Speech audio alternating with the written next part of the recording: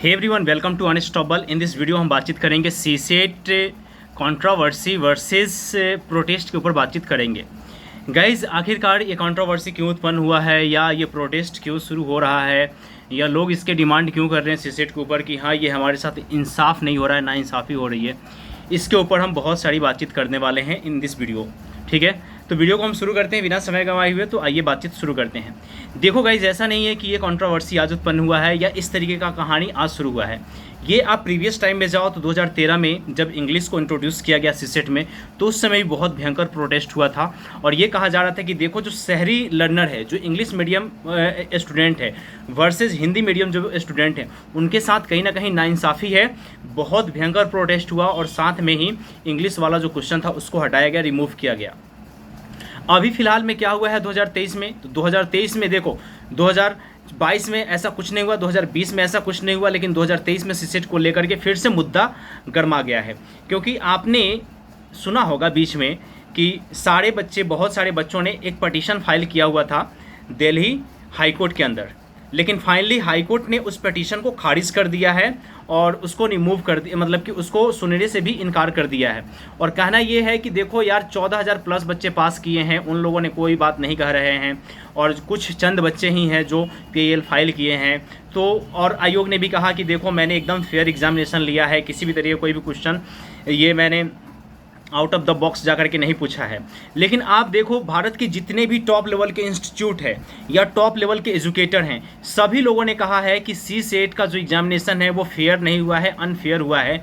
और सीसेट का पेपर कहीं ना कहीं आपका कैट लेवल एग्जामिनेशन से प्रेरित होकर के उसके पेपर को सीसेट में डाला गया है। जबकि सिलेबस में कहा गया कि 10th लेवल का हम सीसेट पूछेंगे, 10th लेवल का मैथ पूछेंगे, 10th लेवल का कॉम्प्रिहेंशन पूछेंगे, लेकिन वैसा कुछ नहीं है। आप देखोगे पिछले कई सालों में, अगर 2-3 साल बैक जाओ और अभी आ जाओ 2023 में, तो आप देखोगे कि जो कॉम्प्रिहेंशन वाला पार्ट है वो बढ़ता जा रहा है, मैथ वाले पार्ट का लेवल इंक्रीज कर दिया है और रीजनिंग वाला पार्ट का भी लेवल इंक्रीज हो गया है। ठीक है ना, ऐसा कहीं भी कोई भी एक ऐसा सेक्टर नहीं छोड़ा गया जिससे जो हिंदी माध्यम के बच्चे हैं खास करके उनका रिजल्ट उसमें अच्छे से बने। पहला बात तो English medium versus English Hindi medium हो गया। दूसरा ये है शहरी बच्चे वर्सेस ग्रामीण बच्चे। जो ग्रामीण लेवल के जो स्टूडेंट होते हैं उनका कॉम्प्रिहेंशन में उतने अच्छे से पकड़ नहीं होता है, जो कि आपको पता है।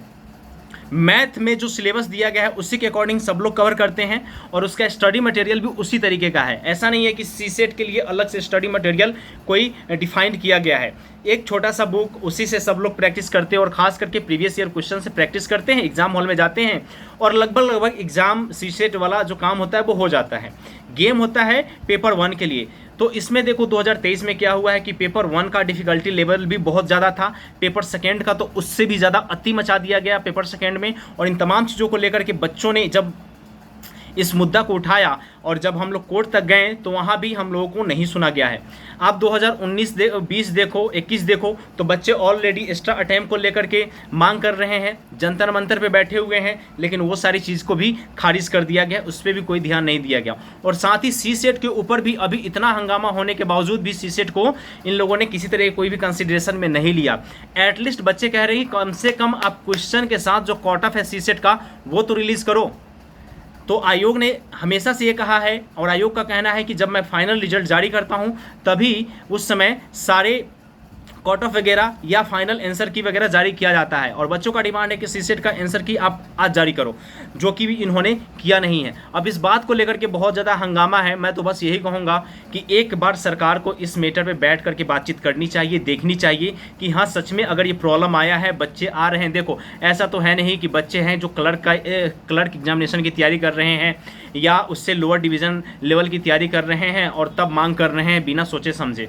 बच्चे यहाँ पे सभी के सभी हायर एजुकेटेड स्टूडेंट हैं और यूपीएससी का जब ड्रीम देखे हैं तो उन्होंने बहुत ही ज़्यादा अपना दिमाग, अपना लाइफ, अपना कैरियर बुक के अंदर लगाया है। तो जाहिर सी बात है कि जो हम लोग ये बात कह रहे हैं कि आउट ऑफ द बॉक्स आया है, तो आयोग को ये मानना चाहिए, कहना चाहिए कि हाँ सच में आउट ऑफ द बॉक्स आया है। बट कोई भी व्यक्ति अपनी गलती को एक्सेप्ट नहीं करता है।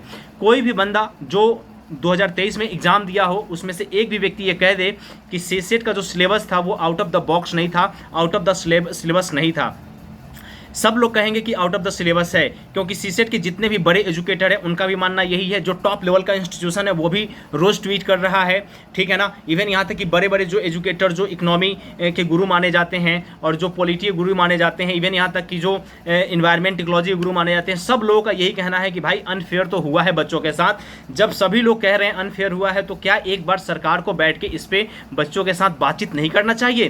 क्या इसी तरीके से सारे मुद्दे को खारिज कर देना चाहिए? क्या यही एक प्रॉब्लम, क्या यही एक बात बच गई है कि अगर हम कोर्ट तक जाते हैं, देखो कोर्ट जो है वो एक दरवाज़ा ऐसा होता है जहाँ पे हम जा सकते हैं अपने इंसाफ के लिए, लेकिन वहाँ पे जाने के बाद भी अगर जो तर्क और वितर्क है, वो तर्क और वितर्क में हम लोग थोड़े से भी पीछे पड़ जाते हैं तो उस चीज़ को खारिज कर दिया जाता है, जो कि कहीं भी किसी भी तरीके से ये फेयरनेस नहीं है। इसके ऊपर आयोग को बैठ करके चर्चा करना चाहिए और अगले बार जो सीसेट का पेपर सेट किया जाए उसमें इस चीज़ को ध्यान में रखना चाहिए। इवन यहाँ तक कि बच्चे ये मांग कर रहे हैं कि सीसेट के पेपर को ही रिमूव कर दो। देखो ये पेपर तो रिमूव आयोग कभी नहीं करने वाली है, लेकिन जो आपने सिलेबस मेंशन कर रखा है कम से कम उसके ऊपर तो काम करो।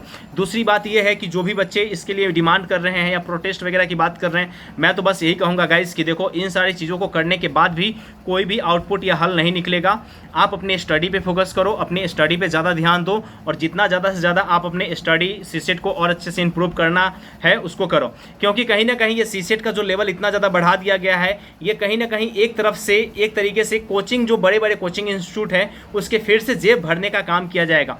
क्योंकि पहले सीसेट की तैयारी आप 5 से 6 हज़ार में कर लेते थे, अब सीसेट की तैयारी के लिए आपको 20,000, 25,000, 40,000 के आसपास देने पड़ेंगे। जैसे ऑप्शनल पेपर का 40,000 प्लस जो लगते हैं, दिल्ली मुखर्जी नगर या राजेंद्र नगर चले जाइए तो 40,000 प्लस है बड़े बड़े एजुकेटर का सिर्फ और सिर्फ ऑप्शनल पेपर के लिए। तो उसी प्रकार से जो सीसेट के एजुकेटर हैं उनका भी वही तरीका हो जाएगा कि हाँ इतने पैसे दो, मैं सीसेट की तैयारी करवाऊंगा। और तैयारी क्या करवाएंगे, तैयारी के नाम पे क्या होगा, जो पहले पढ़ा रहे थे वही सारी चीज़ें पढ़ाएंगे और फिर जा करके एग्जाम हॉल में अगर इस तरीके क्वेश्चन आ गया तो टीचर भी कह लेगा कि हम क्या कर सकते हैं, हमने तो सिलेबस के अकॉर्डिंग पढ़ाया है, हम हाँ हमारी तो कोई गलती है नहीं। और रियली में उनकी कोई गलती नहीं है, क्योंकि पैटर्न ही कुछ इस तरीके से फ्लैक्चुएट हो रहा है कि इसमें जान पाना समझ पाना बहुत मुश्किल है।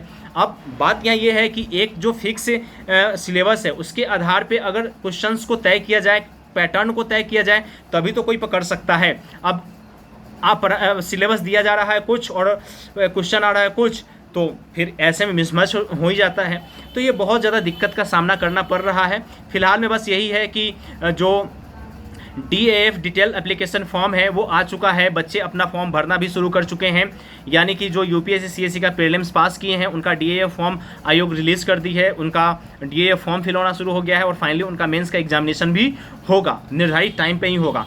यानी कि आप चाहे जो भी कर लो, कोर्ट जाओ या प्रोटेस्ट करो या कुछ भी कर लो, कोई सुनने वाला नहीं है और ना ही आपके साथ कोई बैठ करके बातचीत करने वाला है और ना ही आपको कोई दिलासा देने वाला है। फिलहाल में मैं बस यही कहूँगा कि आप अपने स्टडी पे फोकस करो जितना ज़्यादा से ज़्यादा हो सकता है, सीसेट के ऊपर और GS पेपर 1 के ऊपर, ऑप्शनल पेपर के ऊपर और GS पेपर 1, 2, 3, 4 के ऊपर आप लोग मेहनत करना शुरू कीजिए और अपने स्टडी पे फोकस कीजिए। बस गाइज यही है एक सॉल्यूशन और कुछ नहीं है। अब आयोग जैसे चाहेगी उस तरीके से तो एग्ज़ाम लेगी ही लेगी, लेकिन उसमें हम लोग ज़्यादा कुछ कर भी नहीं सकते हैं।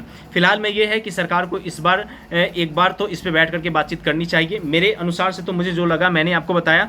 आपका इस मुद्दे पर क्या कहना है ये आप ज़रूर कमेंट बॉक्स में कमेंट करके बताइएगा। तो इस वीडियो में बस इतना ही रखते हैं गाइज। तो thank you so much everyone, जय हिंद।